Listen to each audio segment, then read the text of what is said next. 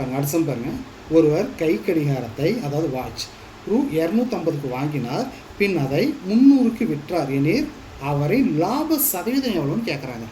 இதெல்லாம் போட்டோம் அப்படின்னா இந்த லாப சதவீதம்லாம் போடணுமா இந்த ஃபார்முலாலாம் சப்ஸ்டியூட் பண்ணி இது கண்டுபிடிச்சி போடணும். அது வேணாம் நம்மளுக்கு. ஃபார்முலா கண்டுபிடிக்கிறதே நம்மளுக்கு வேணாம். முதல் கொஸ்டின் அண்டர்ஸ்டாண்ட் பண்ணிக்கோங்க. எவ்வளோக்கு பொருள் வாங்குறாரு?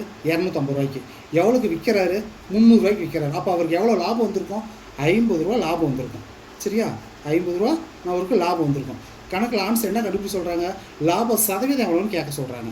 அப்போ லாப சதவீதம் இதுக்கு தான் நம்ம லாப சதவீதம் இதுதான் நம்மளுக்கு லாபம். இதுக்கு எத்தனை சதவீதம்? அதாவது 250 100%. 250 100%னா 50 ரூபாங்கிறது எத்தனை பர்சன்ட் பாருங்கள். 250 250 10% எவ்வளவு? ஒரு சம் தள்ளி புள்ளி வச்சா 25.